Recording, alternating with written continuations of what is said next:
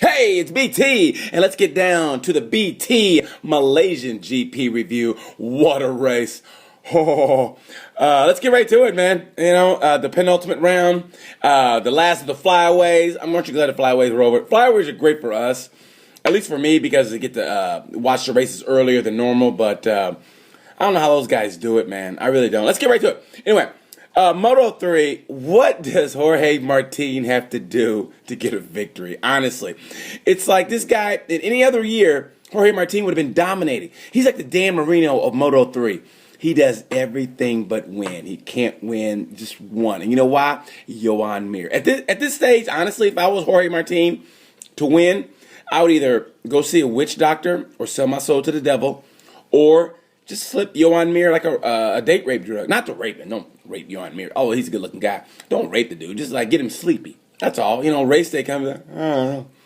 I don't feel like racing.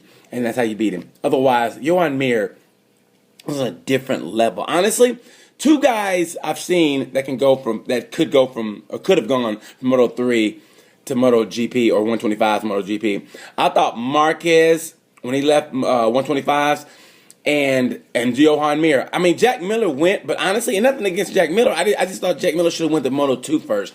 But Joan Mir is on a different level. It's going to be interesting to see in about 2 or 3 years, if he develops the way he should, who Joan Mir is going to go to. If he develops like he should, I think Joan Mir, Marquez, and Vinales are going to just wage some great battles for us in the future. Anyway, Joan Mir, great race. How about the Beast, Bastianini, coming back, getting another podium? Where has he been all year? I love the Beast. The Beast was great. Next year, look for the Beast, Jorge Martin, to battle for the championship, along with Aaron Canet, that blockhead son of a bitch. I tell you, he's great. Love the kid. It's going to be some great racing in Moto 3. And also, Livio Loy. Livio Loy is giving the best job interviews you could possibly have. I mean, he's coming in looking great. Here's what I can do for the company. He's getting let go by the team he's with now, Leopard Racing. He's being let go. And ever since he got his walking papers, he's been doing the greatest job. He's basically racing for a job interview, and that's what he's doing a great job. I didn't like to see him with his shirt off in Malaysia. I don't know. It just looked weird to see Livio, because I just felt weird. Anyway, how about I'm going to get this right, Tatsuki Suzuki, and that high side he had. That high side where he was looking down at Fanati like, I'm sorry, he almost went over Fanati's bike, and then he bounces up like, all right, let me go call my dad, make sure, let him know I'm okay. I was like, I would have broke. I literally would have broke. And he just walked away. Incredible. Anyway, too much time on Moto 3, but you know me, I love Moto 3. Joan Mir, the greatest Moto 3 racer in the history of 125s or Moto 3. He really is. Joan Mir is incredible. Can't wait for next year. Moto 3. Miguel Oliveira. You got to love KTM. KTM's doing what it takes to win. Miguel Oliveira is that kid, honestly. He did the same thing in Moto 3. He was fighting for the championship against Danny Kent. Remember, it looked like Danny Kent had it was all over. And Oliveira just kept doing what he had to do to come down to the last race of the year. And by then, Kent had won it. But great job of Miguel. Miguel Oliveira is that kid who used to be a stoner. Maybe he was fat. He didn't care about life. And all of a sudden, he started getting it. And all of a sudden, he cut his hair. He quit doing marijuana, and he got his life together, and then he gets hit by a car. And you go, what? But that's what Miguel Oliveira is doing. I mean, now he's not going to win the championship, but he's racing the best he's ever raced. And you know what? It breaks my heart what happened to Tom Luthi. It happens. He was busted up from Phillip Island. But, hey, man, not to take anything away from him. Luthi did a great job. But you got to give it to Franco. I know he's black. Morbidelli. Morbidelli did a great job. He did what it took to win. I love you can't help but love Morbidelli. He's just he's quiet, he's unassuming. He's like that scary kind of quiet, like, hey Franco, you ready for the race? Yes, I'm ready. And that's it. He says nothing else. Like he'd be the worst boyfriend if you were a girl, like, don't you love me? Yes, I said I did. Let's go to the movie. You're like, really? But I love Franco. He's great. And his Jerry curl, his half Jerry curl. How great is that? He's the only rider with a half Jerry curl since Marco Simoncelli, which is incredible because the last Italian to win was Marco Simoncelli. How great is that? So they both had afros. Some about the Italians and afros. By the way, that's the new single from Drake to be released next year. Italians and afros. All right, on the GP. The race, you have to admit, the race wasn't as good as Phillip Island, but then again, what is? But the race, you got to give it to Dovey. He did what it took to do what it takes. He won the race. I mean, it's all he could do, and he did it. Do you know how hard that is? Like he said, he had the perfect race weekend. Do you know how hard it is to get everything perfect? He was good in the dry and the wet.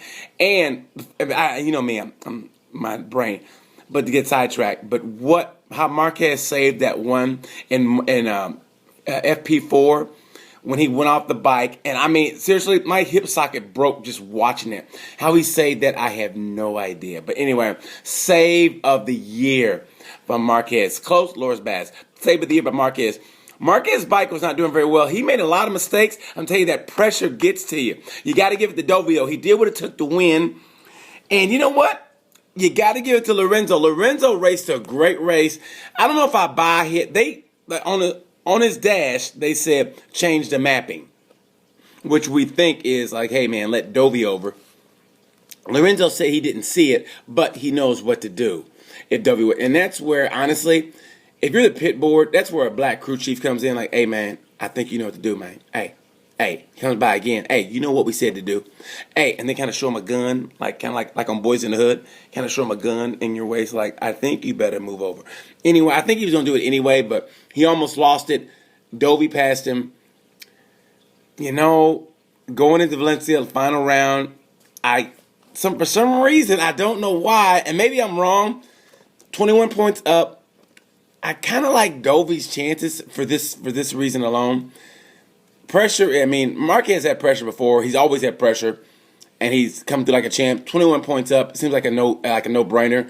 But strange things happen. Like I said, it's pressure. Pressure is the reason why those girls get killed on Friday the 13th when they can outrun Jason and they just fall because I've been there before. 4 guys were going to beat me up and I couldn't run and I fell down and started crying. Yeah, that's a long time ago. Anyway, that's what happened. That pressure does that to you, man.